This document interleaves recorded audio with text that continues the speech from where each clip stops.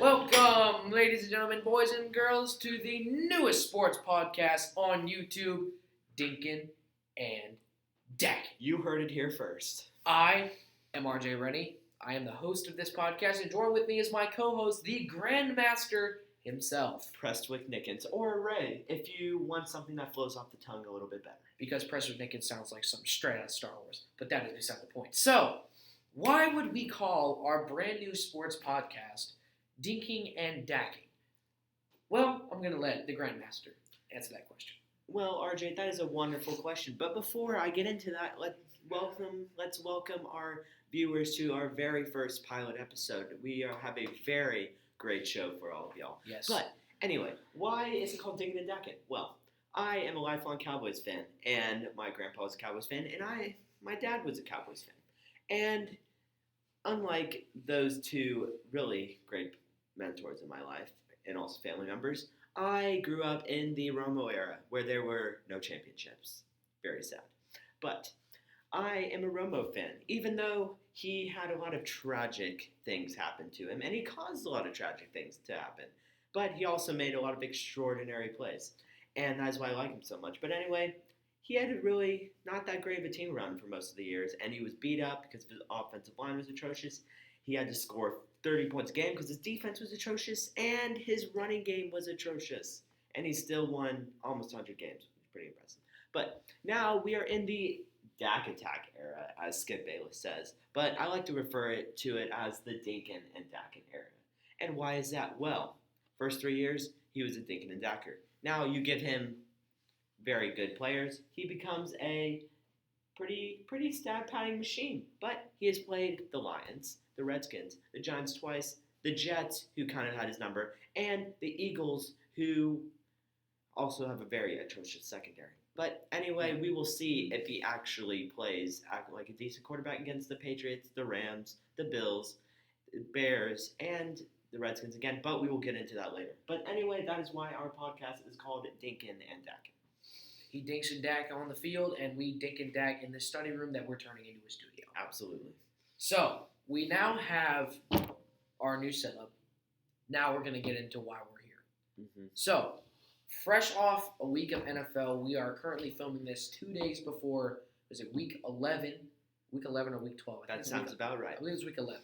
Week 11 kicks off. It kicked off last night with Thursday Night Football between the Texans and the Colts. The Texans took care of business at home. And you want to talk about your fantasy dilemma? Oh, yes. I had a big fantasy dilemma.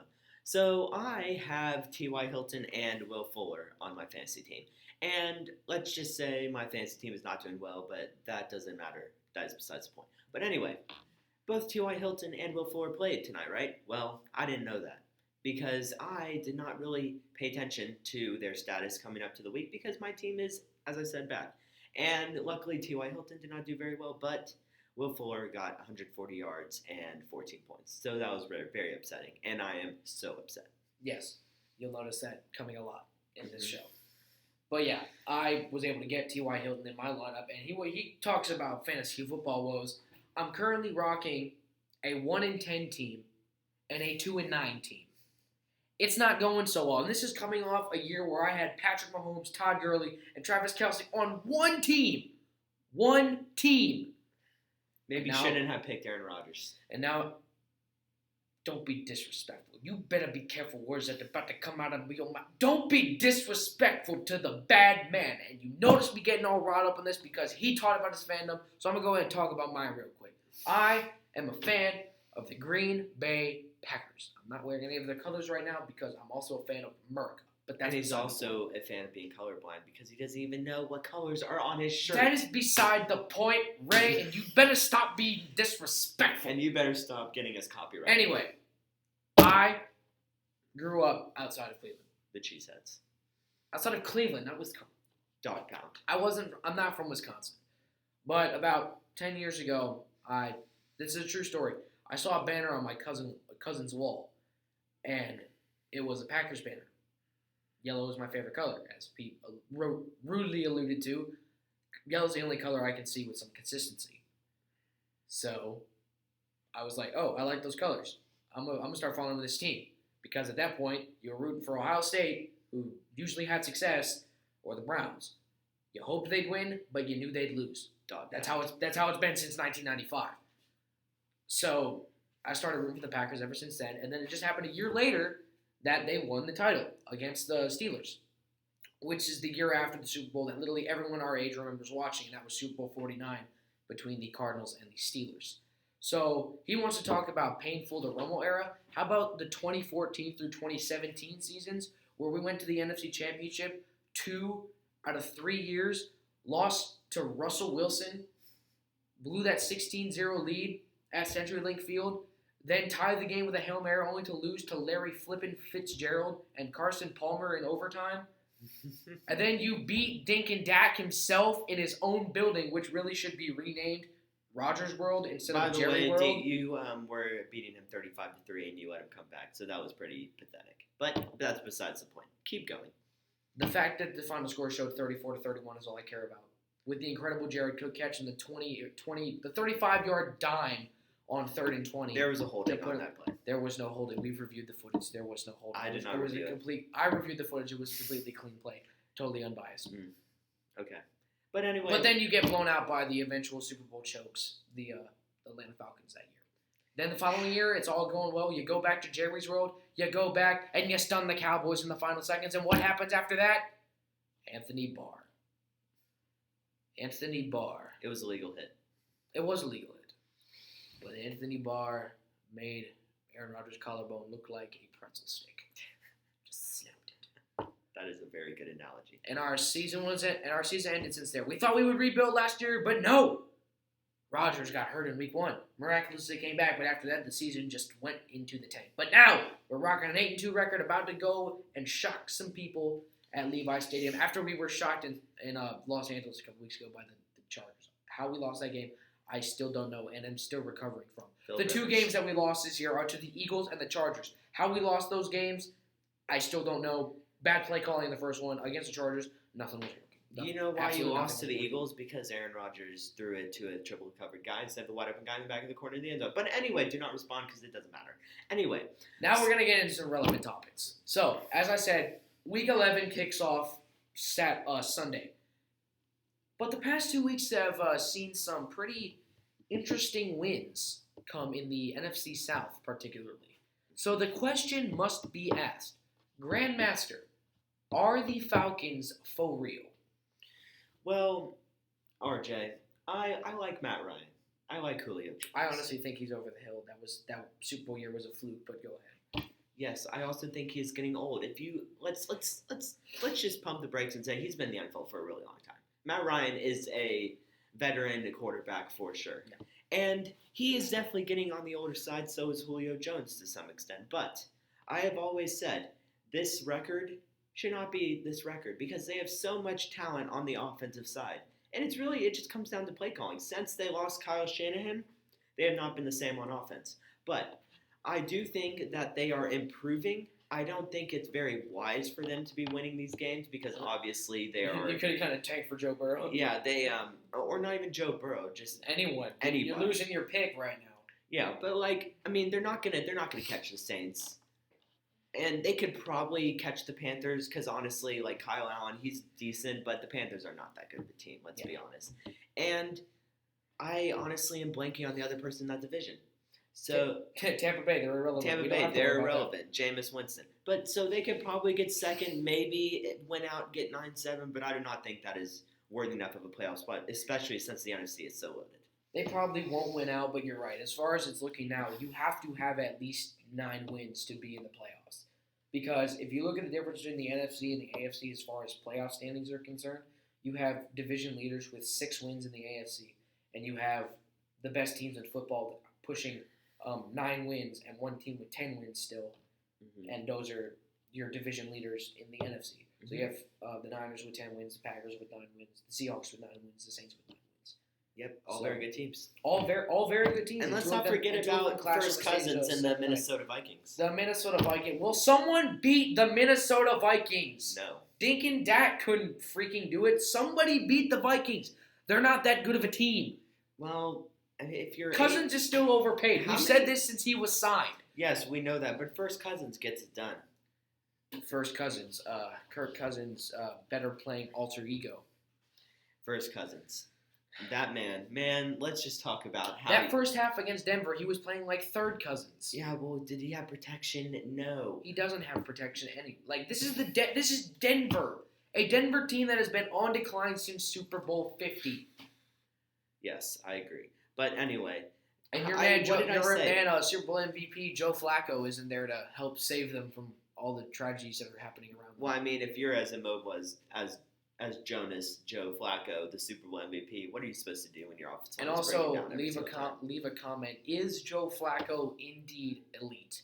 I say no. I also say no. He's not elite, but he's a very good quarterback. He's a good quarterback, but he's not elite status. Lamar Jackson is probably closer to elite status than Joe Flacco ever was, and he's only in his second year. So, you're not elite until you can do it consistently. And one season is not consistent. We'll see about that. So, we were talking about a little bit about the Falcons, and we'll start it with the NFC South, and we'll go into some NFC playoff picture predictions now.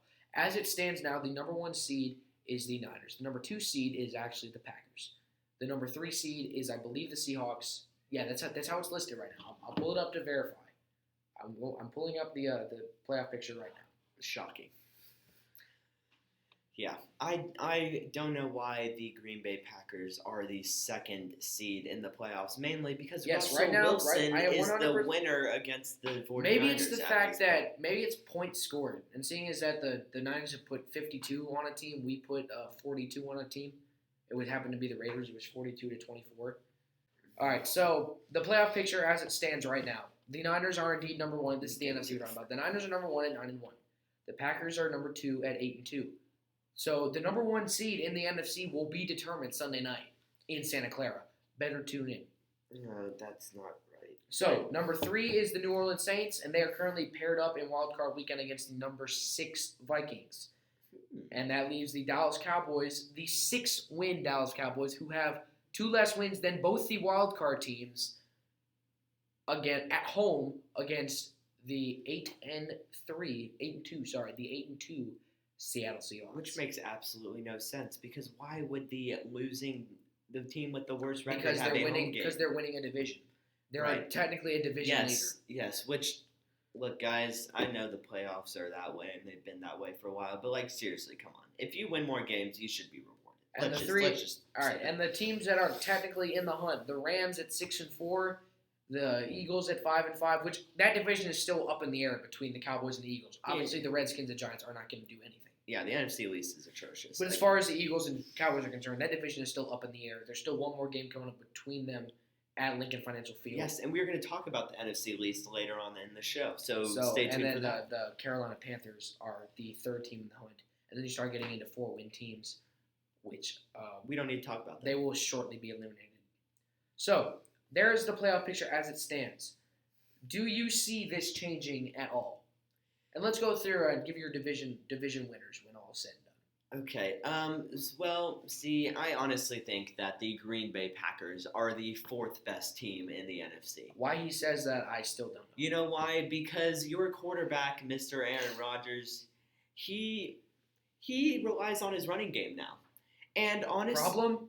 Drew Brees has this guy named Alvin Kamara who's pretty darn good. And I'm not even hesitating to interrupt you at this point. You're just being straight up disrespectful for no reason. And then you have Russell Wilson, who, is doing nothing but pulling wins out of his buttocks, but he's got Chris Carson to run the ball too. So relying on running game is a good thing. And then you have the tandem running game in San Francisco. So saying that Rodgers is invalid because he has a run game is invalid. Did I say he was invaluable, or did I say he leans on his run game? Every good team in the NFC right now is leaning on the run game. Why did you interrupt me? Because you were being very disrespectful. You were being very disrespectful. Okay. Anyway. Fine, I will let you talk. Anyway, so they are the 4th best team, and be happy that I didn't put them 5th under the Vikings. And I was thinking about it, but then I was like, you know what? I'm not going to be that. I'm not going to do that. But anyway, they are the 4th best team. Why? Because I feel like the 49ers, who will win on Sunday, the Saints, and the Seahawks will all have their number playoff time.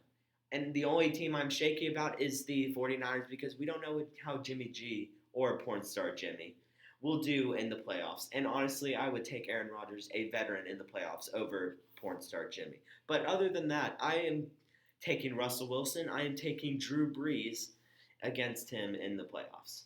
But anyway, I have Seahawks number 1, 49. You think the Seahawks are overtaking the Niners in the division? Are they one game back? Yes, and they have already beat them. Okay. Yes, they could overtake them in their. Yes, but I'm not talking about the division. I'm just talking about the ranking in the NFC. I will get to that. But anyway, these are my top 5 teams in the NFC. I have the Seahawks. I have the 49ers. I have the Saints. I have the Packers. My hand is right here. The Packers, and I have the Minnesota Vikings. Now, the division. I think that the 49ers will end up sneaking out the division. I would have to look at their schedule coming up. I know they have the Packers, but other than that, I don't really know who else they have left. But I think they will squeeze it out. They have their defense is spot on. Their running game is good. Their quarterback is competent enough to not do anything stupid enough to lose. And overall, they're a very sound team. Their only really weak spot is their kicking game. I have the schedule right here if you want to hear it. Yes, what is the schedule? They are at home versus the Packers. They are on the road versus the Ravens. So 2 very good games. Yes, very good games. Very good games happening in back-to-back weeks. That could determine the division. At Saints, again, we have these NFC powerhouses going against each other in 3 straight weeks. So the Niners in 3 straight games do not have an easy road ahead of them. They have to go through the bad man, the MVP frontrunner, and then old Drew Brees and his Saints that go marching in. Russell Wilson is the front runner. We will get to that later also, so do not respond until later. And then he's at home against the Falcons and at home against the Rams, and then he finished off the season versus the Seahawks. I am changing my prediction. The Seahawks will win that division. Okay. Let's take a look. While you're talking, I'll pull up the Seahawks remaining schedule. The Seahawks will win that division just barely, and it will come down to the final home game in Seattle. Now, let's go to the NFC South, the Packers division, NFC South, NFC North, NFC. Yeah, see, I am terrible at divisions. Yeah, Forgive me. Wisconsin in the north. Forgive me. NFC South. I think the Packers will win that division. Why? Because they just will. Okay. They just will. Reclaiming Rodgers' throne. But the Vikings will make the playoffs. That is a set in stone. They are not going to fall off a cliff. They look very well. Dalvin Cook looks incredible. Stephon Diggs has turned a corner. Adam Thielen is coming back. Kirk Cousins, if he has protection and decent running game, he can be first Cousins, as we saw last week when he came back from 20 down. And that's how it will. That's how it will happen. The Lions aren't going to do any damage. They play with Jeff Driscoll, and the Bears. We all know what the Bears are. They're a great defense with an atrocious quarterback. The Bears have fallen off a cliff harder than anyone could have seen coming. At the beginning of the season, everyone was like, "Oh, Bears division leaders. Bears have this one wrapped up," and they have done nothing but disappoint since week 1 when they failed to score more than 3 points at home against which we didn't know was a good Packers defense, but we now know is, and we now know that Mitch Trubisky is incompetent. And but the Vikings, Bears fans are very sad because they have Patrick Mahomes on the table to pick. They had him on the table to pick. Well, no one knew Mahomes was going to be as good. Even Andy Reid didn't know he was going to be as good as he is now. Well, he did trade up for him. Let's not forget that. Well, he saw potential. He didn't see this potential. I don't think he saw 50 touchdowns potential in his first season. No, he did not. His first starting season. I will agree with that. No, he did not. So, as far as the wild card is concerned, the Seahawks do have a date with the Vikings in Seattle. I am giving that game to Seattle, and I hope they pull it out.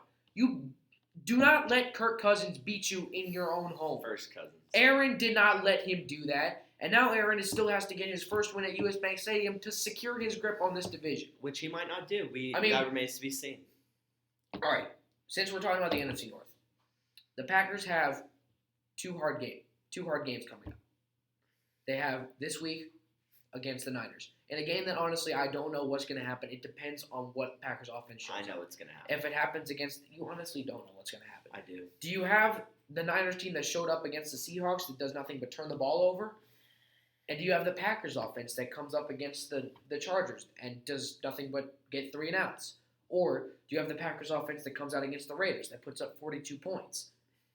And do you have the Niners offense that comes out against the Panthers and puts up 51 points? Let's And not forget that. How will the Packers stop Nick Bosa? Because last time they faced the Bosa was against the Chargers. They will not. And they lost. You know what's going to happen? But Nick Bosa was completely irrelevant in that game versus the Seahawks. You know what's going to happen? I'm just going to warn you what's going to happen. The 49ers defense is very, very good. And it's pretty good. It's not on par with the 49ers This defense. is one elite offense and one upcoming offense versus one elite defense and one on-the-rise defense. Are you claiming that the Packers offense is elite? I am claiming the Packers offense is elite, yes. Any offense with Aaron Rodgers at the helm is considered elite. Okay. I consider them as a very good with very inconsistent sometimes. Any offense that has Aaron Rodgers at the helm and has the running back Aaron Jones, who is, I mean, if he's not nipping on McCaffrey's heels, he's stride for stride with him because he actually has the record for he has most touchdowns scored this season by a running back. I do believe McCaffrey might have taken that with this past week. But he had 11 touchdowns with scrimmage yards. Like, the dude's going away with scrimmage yards. But Aaron Jones had 11 touchdowns going into the bye week in 9 weeks.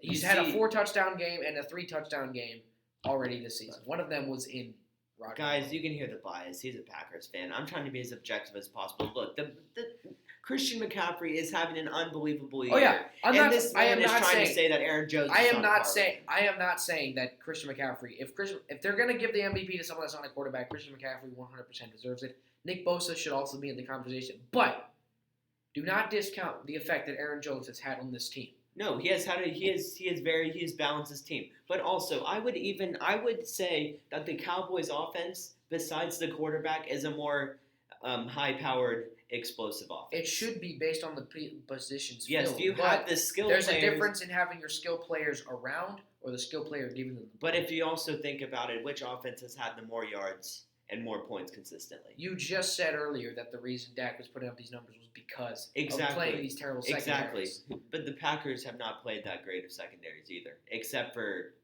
maybe the Vikings, who are okay. They played the Chiefs, and the Vikings, and the Bears. And the very fresh Bears. The fresh Bears, like opening night Bears when they might have been good still. So I'm gonna go with Ray. I still have the Packers in that division. The Vikings will be number 2. The Vikings will stay in the wild card. It just depends on with that date with Seattle. Will they be the 6 or the 5? Right now they are the 6. I think they'll stay there. Mm-hmm. So that means they'll be on the road versus most likely the winner of the NFC East, which we'll cover in a second. Mm-hmm.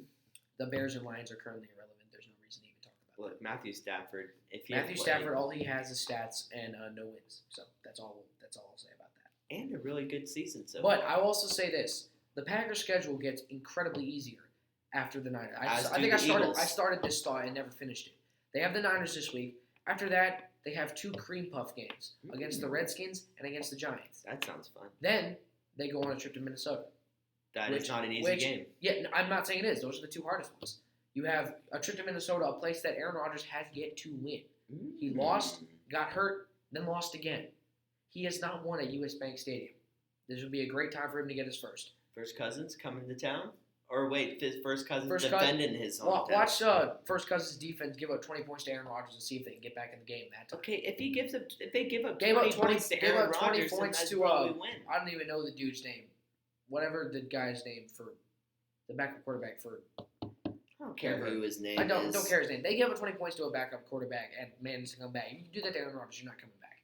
Then they finish the season at home against the Bears.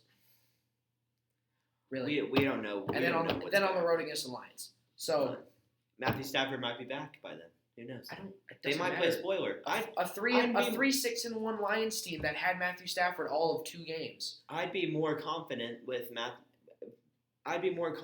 Matthew Stafford pulling off some sort of miraculous upset than I would Mitchell Trubisky. Let's just put it at that. Oh yeah, I'm definitely with you on that, especially since it's on the road and not at home. So that's the biggest thing there. So Packers' schedule gets a lot easier after this week. We will see what if we get an overall performance from the offense and the defense. We will see how it goes against the Niners, who are indeed a powerful offense and defensive team. So it should be a great one, and I'm going to be on the edge of my seat all night until that final. Not really a horn, but until the whistle goes off. So, NFC East, your division. Now you can show some bias. I give this one to the Cowboys. I will say the Cowboys will take them down in Lincoln Financial Field. I will give them that. That is a bold statement, but we will see what the Cowboys are made of this week when they play the Patriots. And please tell your Cowboys to beat the Patriots.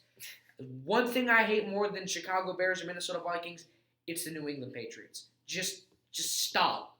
Someone else should get a ring. Stop. The Warriors tanked. It's your turn. Hey, Magic Nick got that ring. Magic Nick did take that. Yeah, you lost to a backup. It's time to retire. You lost to a backup, and then you beat a quarterback that's only been in this league for 5 years. You know what? We can talk about. Anyway, we can so talk that goes about to the Cowboys. The Super Bowls and all that in a different episode. All right, that goes to the Cowboys. Eagles come in second after that.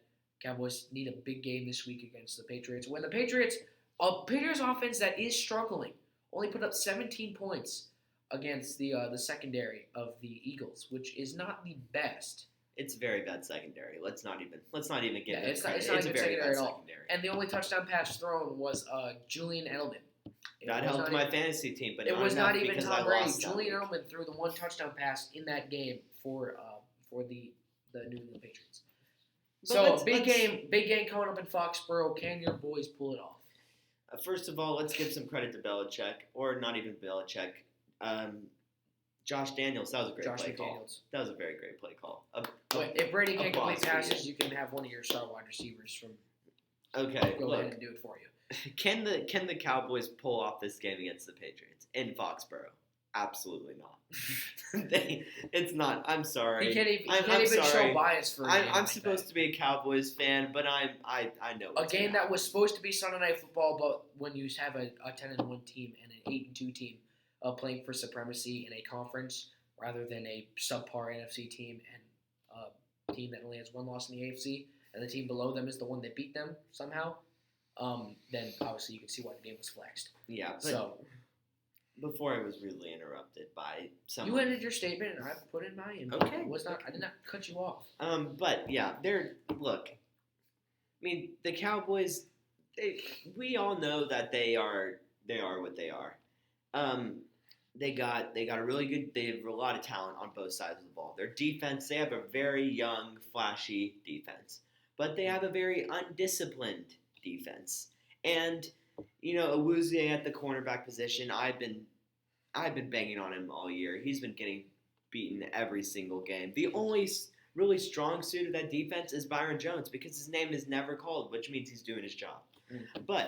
And the offense, we have Amari Cooper, who's banged up, but I don't really think he's banged up because he's still running away from people. But like I said, they've been playing really bad defenses, so we don't really know. Stephon Gilmore might lock him up. Who knows? This is going to show what the Cowboys' offense is, and especially what Dak Prescott is. Dak Prescott, he is finally the defensive coordinator he's playing against is Bill Belichick.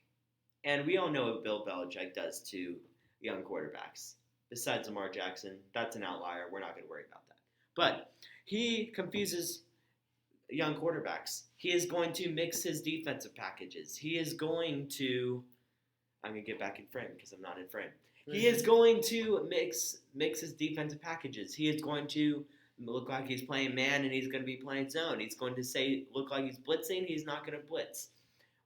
So this is Dak's game. Honestly, if Dak wants to impress me, he's got to show up for this game. But, I mean, and Zeke's got to run for 100 yards if they have a chance. If they stop Zeke, they're not winning this game. A running team that had success against the Patriots was indeed the Ravens, but so you have another mobile quarterback and a good running back, a great running back in Ezekiel. This is a different. It's a different offense. It's a different offensive scheme, but you have the same type of skilled players. Dak's not fast like Lamar Jackson. No. He's not going to outrun anybody in the secondary. He's going to run you over, but come on. So he definitely throws the ball better than Lamar Jackson does. We know that's debatable. Lamar Jackson has really much improved his definitely. throwing. He's no longer a running back playing the quarterback position. He's a quarterback playing the quarterback position. He's a quarterback playing the quarterback position. Yeah, that can turn the motor on. Yes, but anyway, this is the game. This is Dak Prescott's most important game of his career.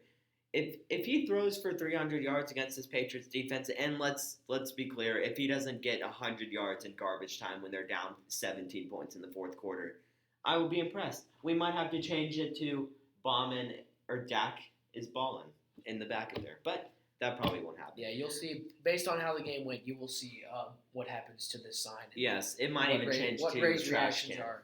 It might even Dinkin trash. Who knows? Who knows? But I think that the Cowboys will lose. Also, I think Tom Brady, he'll get. Do you think Tom Brady breaks a slump this week?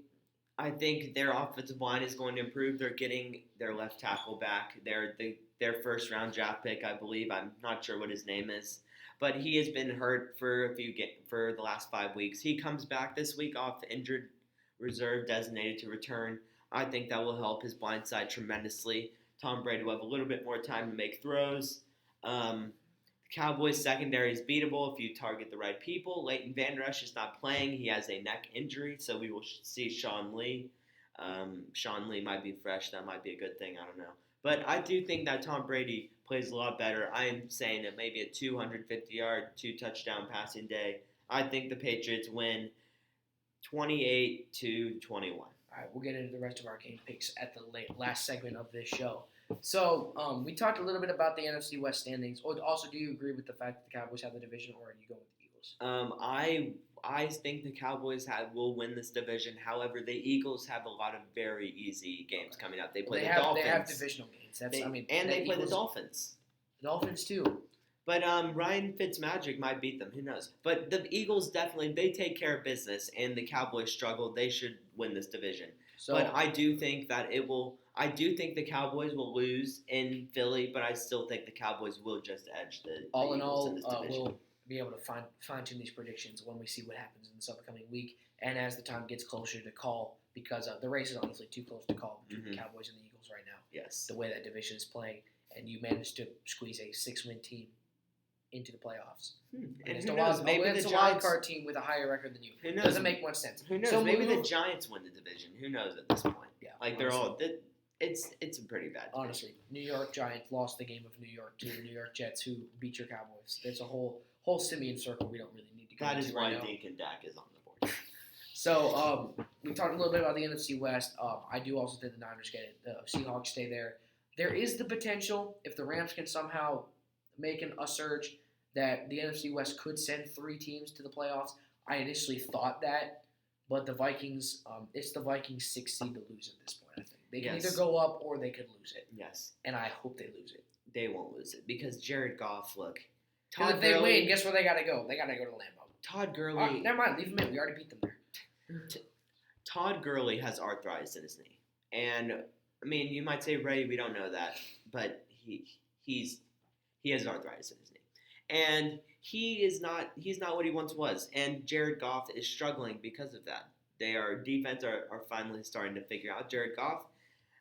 And they are exposing him for what he is, a puppet of Sean McVay. Sean McVay is literally telling him in the headset where to throw the ball, and it's not working anymore. Yeah. So unless Jared Goff somehow changes in practice and just it clicks in his mind that he has to actually make reads in the NFL, I think the Los Angeles Rams will not make the playoffs. All right. So are you with the Niners or are you with the Seahawks? I think you said the Seahawks, right? Seahawks. You have the Seahawks for the division. The Seahawks. So we'll see how that goes. Mm-hmm. So we talked a little bit about Lamar Jackson. His name came up, and Mark Ingram has already submitted his application to who he thinks is the front runner in the MVP race. Mm-hmm. And honestly, I'm right there with him. I will go on, and I know you're smiling because I know exactly what you're thinking. Your boy Russie is also coming for that MVP trophy, but Lamar Jackson is honestly showing the exact same things that Russell Wilson showed right when he came out of college. And he took over the starting job from Tavares Jackson. Except his team beat the Patriots. The Seahawks did not. The Seahawks haven't played the Patriots. Have they played them this year? Super Bowl 48. Oh. Super Bowl 49. Does that ring a bell at all? Yes. Does that ring a bell at all? Yes. But yeah. Okay, but that is a completely different team. That was the Legion of Boom. This is a completely different situation. Passes intercepted at the goal line by Malcolm Butler. He couldn't get it done. But you know who did? Lamar Jackson. That is nothing. In his first game against that team.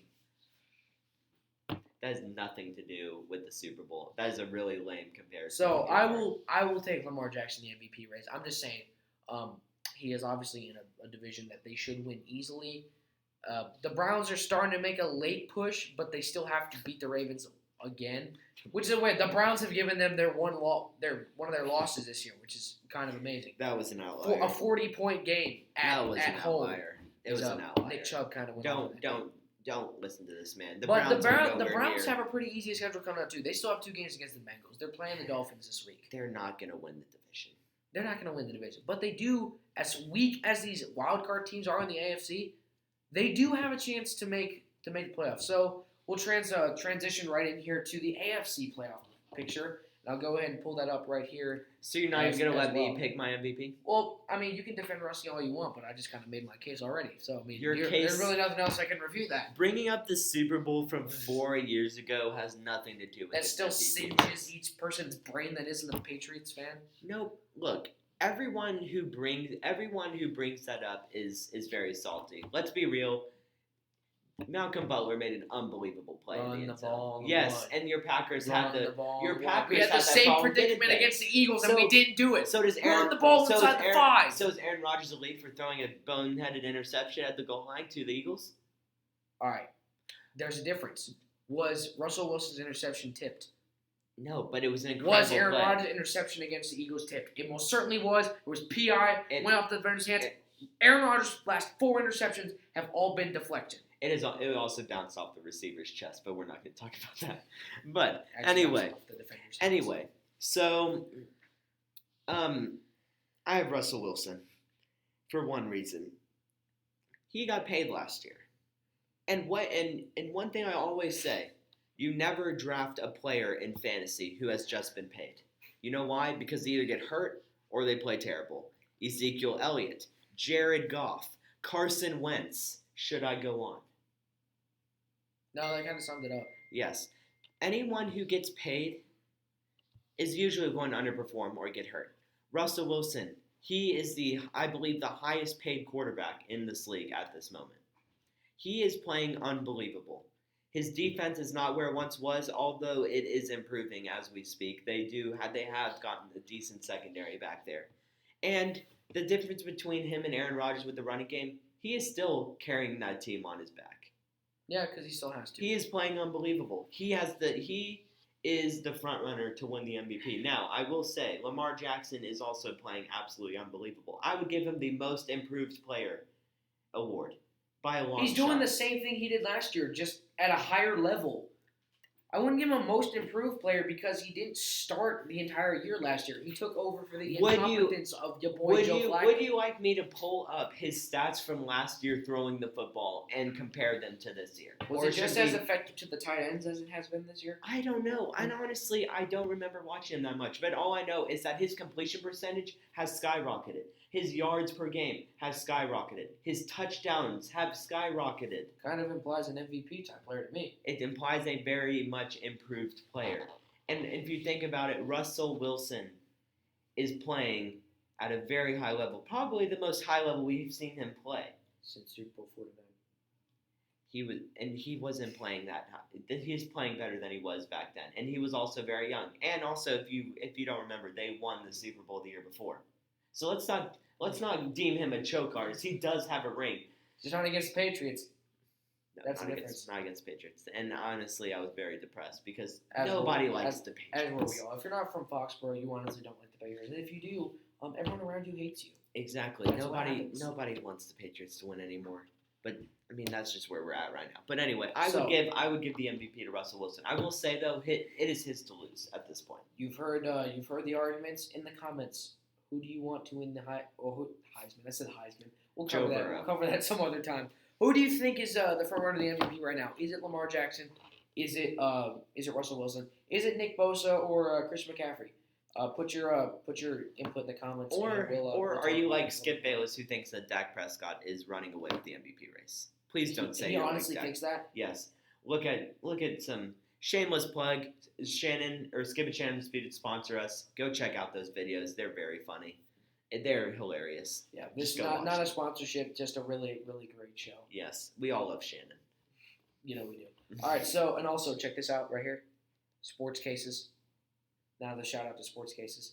No copyright there. It doesn't even look like Aaron Rodgers, guys. Don't be fooled. Whatever. He doesn't have his Whatever. Okay. Or mustache. So here's the AFC playoff picture, and we'll go ahead and talk about these. Then we'll go into game picks, and then Dick and Dak's first episode will come to a conclusion.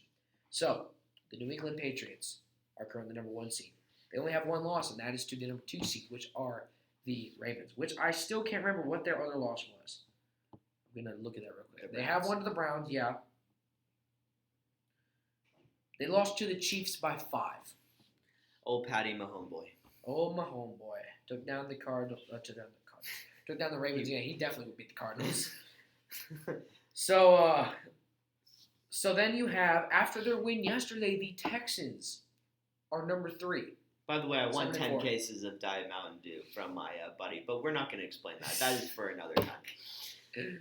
And then number 4 is the Kansas City Chiefs. And locked in the number 5 spot, I would say, and the only reason they're not winning that division just because the Patriots are in that division right now, is the Buffalo Bills. Now, the Bills would have won that game against Patriots if Josh Allen did not get knocked out. I still don't think that. You cannot prove me wrong, and this would be a lot different right now. So I honestly did. I mean, Josh Allen has also. They have another game coming up in Foxborough. Josh Allen is also in the run for most improved player. Yes, that is another thing. He's throwing the ball a lot more accurately, but also his legs are still really coming together. Yes, but look, I think the Patriots were winning at that point, right? When he got knocked out. They were winning 20-17.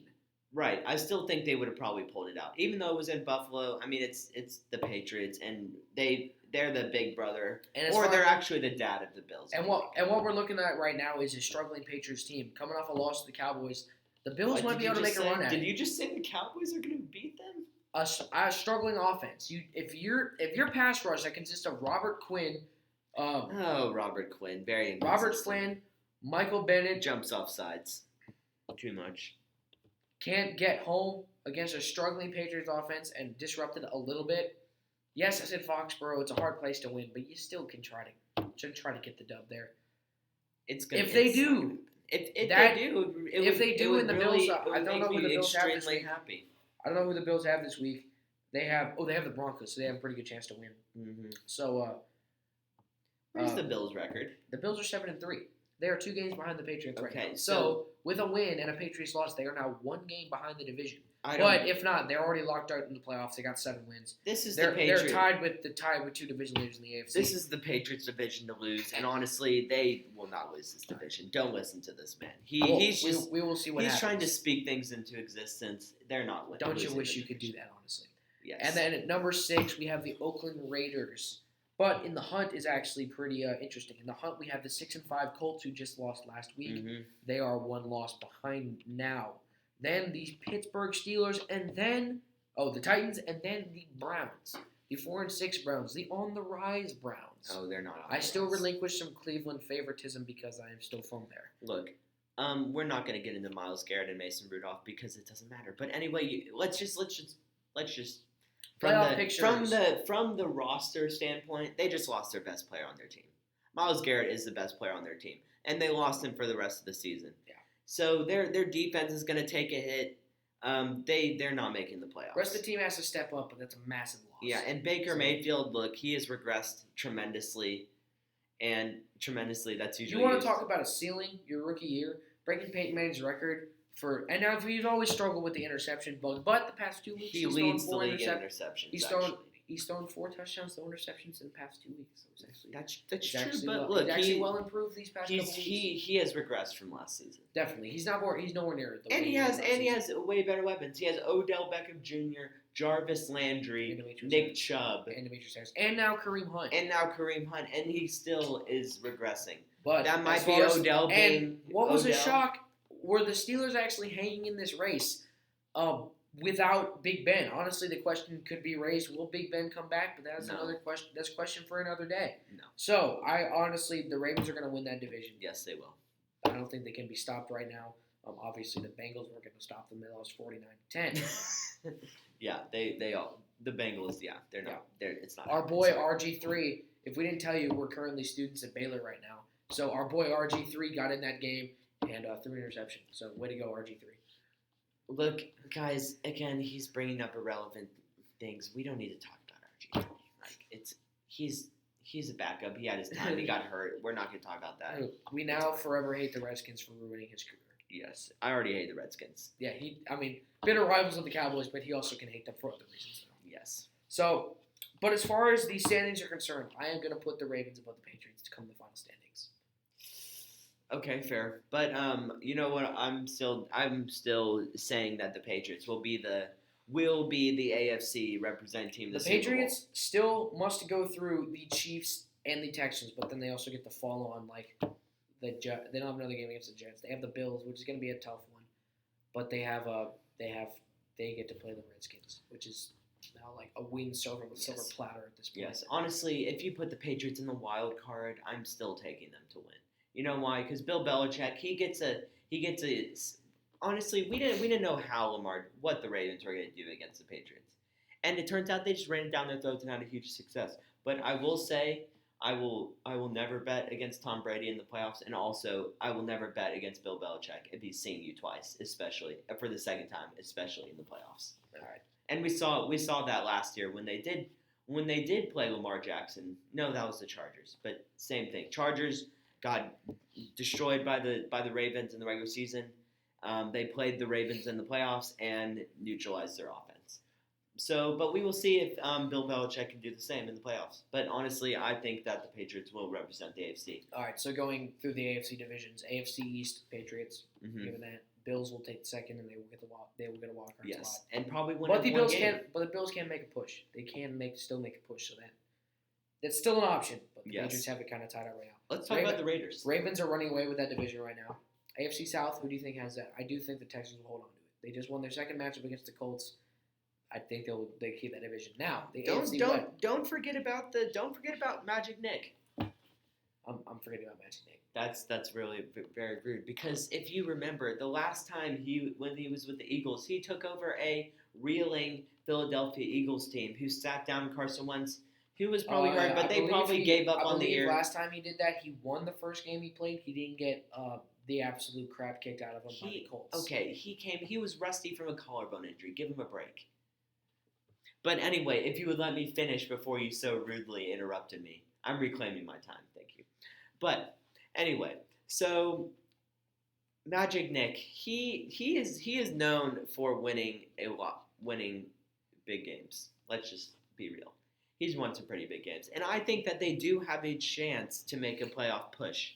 Will they need help? Yes, they will need help from the other division teams. But I do think if he can get that offense going, the defense is still pretty good. They could perform well. I do think they have a shot, especially when I think that division, the Colts and the Texans and the Jaguars. Who else is in that division? The Bengals.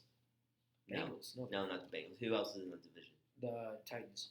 Oh, also, that division is probably the most even division in this whole entire league. They don't have a team under 500 right now. So it's really anyone's game in that division. I do think the Titans, if they start winning with Ryan Tannehill, who has looked a lot better in that offense than Marcus Mariota. Tannehill has looked sharp. But I do think that the Jaguars could possibly steal this division, and I could see them winning a few games in the playoffs. But I do think the Texans will probably get that division. And in the NFC West, we have my homeboy ended his skid this past weekend, taking down. Who did he beat? I know he won. He beat the Chargers. He took out the Chargers. Philip Rivers had a lot of interceptions. What am I supposed to say? Is he over the hill? That defense won me my second game in fantasy. Hold on. Is Philip Rivers over the hill? Leave that in the comments below. I say yes. I was asking the viewers, not you. Well, I just wanted my opinion in there, okay? So, we can't just leave it all to the viewers. No, but never mind. All right, whatever. All right, so I do think the Chiefs stick with that division. As far as the second place team in that division, the Chargers are buns. And who else is the Denver. Yeah, Denver's buns too. So the Raiders do have a good chance to make the playoffs. But most likely, AFC South already has two teams. No, the NFC. AFC South could definitely send a team to the second team playoffs as well. So your Jags might not win the division, but they could make a wild card push against Gruden's Raiders. But let's before you move on, because I feel like you're overlooking this point. Let's give John Gruden a lot of credit. Good job, John Gruden. His plan is working. He sabotaged the Bears and rebuilt his team. I thought you were a bust when you traded away Khalil Mack. Obviously, I was wrong. And also, let's give credit to Derek Carr. He has also been playing unbelievable. He is coming back to that season he had where he was leading for MVP and then he got hurt. But I think he is also playing very well. And I think if they can keep establishing the run with Josh Jacobs from Alabama, I think they do have a shot to continue to win games and possibly make the playoffs. It'll be a pretty interesting playoff picture. Mm-hmm. Like those bottom seeds in the AFC can still be rearranged, but as far as division leaders are concerned, they're kind of set in stone at this point. Yes, and Patrick Mahomes will win that division. So 2 competitive divisions, but in different aspects. The seeding in the NFC could change, whereas the wild cards in the AFC could very well change. Yes. So for our final segment in this first installment of Dinkin and Dakin, we again thank you guys for tuning in, and we hope you enjoyed just us Dinkin and Dakin and bickering back and forth. It's been pretty fun for both of us. I know I've had fun. How about you, Grandmaster? I've had a lot of fun. You had some fun too. Yeah, I think he almost got carried away earlier talking about Rusty. I could tell he was giving me the look like you better stop talking about Rusty like that before I come over there and smack him upside the head. But like Myles Garrett with the helmet. Oh. Yeah. Mic drop on that one. All right, so now we'll go ahead and get some game picks. For this week. So, Seahawks at the Eagles. Russell Wilson will win big. I say it will be a 33-24 game. Do I need the Seahawks to lose? Yes. Do I think they will? No. No, I do not. Okay. So the Seahawks get that game. Mm-hmm. Lions and Redskins. We have a sleeper in our nation's capital, but nowadays any game in the nation's capital is a sleeper. Dwayne Scrubskins or Dwayne Trashcan or Dwayne Haskins, if you respect him at this point. He is not getting it done. I will take Jeff Driscoll. He will take Jeff Driscoll on the road. I will give a former Ohio State quarterback the benefit of the doubt. He gets his second win against Jeff Driscoll. Let us know in the comments before Sunday. Do you think that Dwayne Haskins will get the dub against Jeff Driscoll and get his first career win? We'll see what happens. I appreciate you for correcting yourself because he has not won a game. So I appreciate you for correcting yourself. Yeah, Case Keenum won that first game. So, we just did that one. Raiders and Jets. Raiders at MetLife Stadium against the Jets. The Raiders will win that game. Yes, they will. That's not even a question. Yes. 3-7 Jets. I'm sorry. You beat up on the Redskins. Everyone beats up on the Redskins, with the exception of Jeff Driscoll. Raiders big. Panthers and Saints. 2 teams that just lost to the Falcons in back-to-back weeks. Saints coming off a big win in Tampa. Big win in Tampa. Thank you, Saints defense, for getting me 17 points in fantasy. Although it didn't matter because I still lost. We have a boatload of stuff to talk about Jameis Winston when the time comes. Trust me. I will take Saints defending home field in that game against Kyle Allen, who threw 4 picks yesterday against the Falcons defense. Last week. So I will also take the Saints, but I do think that he is not giving enough credit to Kyle Allen. I think Kyle Allen has done a splendid job filling in. He has. Not last week. I'm reclaiming my time. He's done a spectacular job in replacement of Cam Newton, and he does deserve, I think, to have the starting job next year. And also, let's not forget that he did have his team in position to tie the game against Green Bay, but they ran the ball on 4th down, which was kind of... Stop. Green Bay... I'll have you know, like he says that like it's a big deal, but you stuffed the number 1 scrimmage yard leader in the NFL from getting 2 yards. That's impressive. Yes, it was impressive, but I'm saying, I don't know if I would have ran the ball in that situation or thrown it. Well, Kyle Allen had made a lot of impressive plays on that drive in the snow. I'm reclaiming my time because I'm still making my prediction. But yeah, Kyle Allen has done a very good job. Christian McCaffrey, as you said, is the leading rusher, I believe. He's still the leading rusher in the NFL for the rushing title. He is running away with the fantasy football as the best fantasy football player in basically the NFL. And I do think that if the Carolina Panthers come out and start start off fast. I do think that it will be a close game, but I do say that the Saints will win. Is it in New Orleans? It is in New Orleans. The Saints will win in their the Metro. They will defend it. After they will losing defend the their home. Falcons. Yes. All right, now we have the Dolphins heading back to Cleveland. Cleveland's third straight home game. They've won 2 in a row. Baker, 4 touchdown passes in 2 games, 0 interceptions. I'm taking the Browns in this one. Slight partiality, and you also are partial because you are a big fan of Ryan Fitzpatrick. I mean, it's gonna be fun. We're definitely gonna be having this one on TV. I do like Ryan Fitzpatrick or Ryan Fitzmagic, but I mean, I will admit, as anyone does, he performs his best when he has when there are no expectations. If you give him a starting job or give him any money, he's gonna fall apart.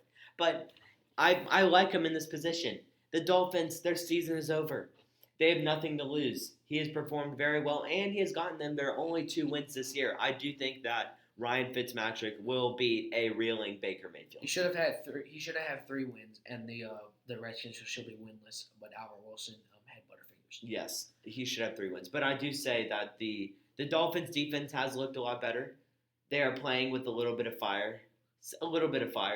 I'm not going to say they're playing very well, but they are playing a little bit better than they were. The Browns' offense, that is hit or miss. You have Odell Beckham Jr. and Jarvis Landry, and you're not, and you're playing this bad. Come on, Baker. Like, seriously. Well, we'll see what there's the one. They could be one step closer to being to 500. Yes, so, but I mean, like, come on. I will take the Dolphins in a low-scoring game of 20-17. All right. Next, we stay in the AFC North with the Steelers on the road against the Bengals, the 0-10 Bengals. Do we even have to call this one? All right, do you want Ryan Finley to get the upset? Maybe. Well, I actually kind of want him to because I'm partial to Browns, but will he? Absolutely not. No. Mason Rudolph is not that good of a quarterback. Mason Rudolph has also but he's better than anything the Bengals can throw at him, except for maybe Andy Dalton. But I think it was. I would like to send a heartfelt apology to anyone who is a Cincinnati Bengals fan. I think it was smart to step away from Andy Dalton because they have to see what else they have. Because Andy Dalton, honestly, he has had his tenure is up. He was never stellar. He was never that. He was okay sometimes, but not that good. Definitely not a Gold Star captain. But also Mason Rudolph, he has also impressed me. I think this is great for him having this full year of experience to know what it feels like to be the starter every week, except for when you get knocked out and miss. He's gonna show up to the game like an actual unicorn. But I do think that the Steelers will win this game, and they will win it by 2 scores. All right, moving on. We have the Giants and the Bears. Does Danny Dimes pull off an upset here? Yes, the Bears have 4 wins. Yes, it's at Soldier Field. Giants are coming off a bye week, though. Danny Dimes will win this game. They get Sterling Shepard back. Saquon is a little bit healthier. The bye week will also help the team get refreshed. I do think that they will beat Mitchell Trubisky. I also want to call the upset on that one too. So we both have two votes for the Giants against the Bears at Soldier Field. Let us know what you think about that one because that one could go either way. Broncos at the Bills. 3, 2, 1. Josh Allen. Yes, the Bills. I was gonna say the Bills, but yeah, same thing. That's one that's like really easy to call. 3-7 versus 7-3. And an interesting stat they show here: Josh Allen, 5 straight games without an interception. Interceptions have plagued his career as well. So, strong arm QB. We'll see what he does. NFC South matchup here with the Buccaneers on the road against the upstart Falcons. 2 3-7 teams. One team going like this. One team going like this. The Falcons will win. Jameis Winston will throw at least 2 interceptions. At least 2? At least 2. I'm giving him 3. At least 2. He'll probably throw 3, but I'll give him 2 touchdowns. I'm gonna give him the benefit of the doubt, saying that he has a decent statistical season, but he is throwing more interceptions as the weeks progress. Oh my gosh, the dude is averaging in his career. We actually looked this up. He's averaging 1 interception, like 1.5 interceptions a game throughout his entire career. Need we remind you that his first career pass was an interception, returned for a touchdown. Sort of like Sam Darnold. Sam Darnold's playing way better than he is right now. Look, man. Did I say Russell Wilson? Not Russell. Russell Wilson. I apologize for muttering your name in this topic. Did I say that Jameis Winston? Did I say that Jameis Winston was good? No, he is atrocious. He is having a decent statistical season if you look at the numbers, but he is also throwing more interceptions as the week progressed. I'm gonna say 2 because I don't really know what the Falcons have on defense, but I do think he will be throwing 3. All right. I will give him 3 picks on that. And Falcons have 5 consecutive wins versus the Buccaneers, and this one is at the new Mercedes-Benz Stadium. So I'll give the Falcons by at least 14 in this game. Go Falcons. Another AFC South matchup here. Jags, Magic Nick and his Jags versus Ryan Tannehill in Nashville. That is a big division game. I am taking Magic Nick. He is going to go off and help my fantasy team. Ryan Tannehill just put down the Chiefs. The Jags are a mere stumbling block. I'm going with the Titans. Tighten up. Tighten up. Music City Miracle rehashed, and this time was a block. It was a block kick. All right, now we come to one of the marquee matchups, and the Cowboys and Patriots. We already know what's going to happen. Or I already said my prediction. The Cowboys are going to lose this game. Here's an interesting stat. Cowboys, number 1 total offense. Patriots, number 1 total defense. But we've said the same thing all season. Cowboys have played nothing but scrub defenses. Patriots defense has played nothing but scrub offenses. And when they played a real offense, they got absolutely bombed, which happened against the Ravens. So, do we want the Cowboys to win? Absolutely. Absolutely. Do we think they will? No, I don't think so. I don't think they will. They are going to lose. I am changing my prediction. They will lose this game by 10 points. No, it should be a fun one, though. So, then we go to everyone's favorite marquee matchup. Packers and Niners. I'm biased on this one, but any man has to make an honest pick. And I honestly think that the bad man pulls out the upset. I honestly think that. Aaron Jones running hard. Aaron Rodgers still making the best plays. Only 2 interceptions this entire season. He had 2 interceptions all of last season, both deflected passes. Richard Sherman, shut down Devontae Adams. Won 4 straight games without him. You still have to shop Jimmy Graham now. Jimmy Graham is putting in work. He might be over the hill, but he's putting in work. He's over the hill. Don't let him fool. But he's putting in work this season. He hasn't been the same since he left Drew Brees. So I will take the Packers in this one by a maximum of 7, but probably closer to 4. Okay, so since this is a primetime game, I am going to lean with the Packers on this one. But I will say that the running game, Aaron Jones will not run hard against the 49ers. It will come down to whether or not Aaron Rodgers can put this team on his back. I'm still talking. I'm reclaiming my time. It will come down to whether or not he can pull this one out. And I will say, porn star Jimmy, you are doing a very good job of leading your team, but you will not win this game. If Aaron Rodgers can keep the ball in the playing field and not throw away the ball 30 times, he will win this game. When it comes down to a duel of Jimmy Garoppolo versus Aaron Rodgers, I mean, give the vet some credit. Mason Crosby will be kicking a field goal to win this game. It doesn't matter what dub's a dub at this point. 10-3. 10-3 was our opening week win, and we still won. Mm-hmm. All right, so the last primetime game of this week, Ravens at Rams. Ravens have this one handedly. Lamar Jackson will win this game by 16 points. Lamar Jackson, 14-3 record in 17 career starts. He's playing well. Let's give John Harbaugh credit. He assembled the offense perfectly for Lamar, and Lamar has flourished in it, and he has drastically improved in the offseason. He is the most improved player. He is second in the MVP. It is Russell's to lose, but Lamar Jackson could make a case in this game. I will state that stat again. 14-3 record in 17 career starts. Sounds like an MVP stat to me. And if you want to challenge me on that, meet me outside the bank. I'm about that. Where's Aaron Rodgers Where's Aaron Rodgers in the MVP discussion? Rodgers is not in the MVP discussion right now, but he's definitely in the Super Bowl title discussion. We're not talking about league MVP right now. We're talking about Super Bowl MVPs. Oh, well, Super Bowl MVPs. We know who does have Super Bowl MVP. Would you like to tell me? Tony? Joe Flacco. Oh. Yeah. I was about to say, Tony never won a Super Bowl. Sorry. Joe Flacco, the Super Bowl MVP himself. All right. Well, So guys, anyone can be MVP. Joe Flacco, Aaron Rodgers, he's not Tom even Brady. elite. Joe Flacco's not even an elite quarterback. Still managed to get Super Bowl MVP. So you can maybe Jameis has a chance. Jameis has no chance. And Jameis won a Super Bowl. If Jameis won a Super Bowl, it's because every other team was shot, and it was just the Buccaneers with no. Honestly, there was no competition. If Jameis Winston would beat, if he had somehow got to a Super Bowl and beat the Patriots, I might have to write him a 4-page apology. Jameis, get a winning record first. Then you can talk to us. Okay. So hey, don't listen to Jameis. You're looking at a quarterback that has 2 rings already. Don't. I have more rings than you do. I don't even play professionally. Oh my gosh. I'm not making that up. He got benched by a scrub. Story for another time, Ray. But anyway, thank you for watching this first installment of the brand new podcast, Dinkin and Dakin.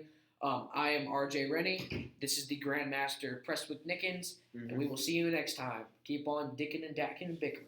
See you, folks. See ya. Thanks for watching.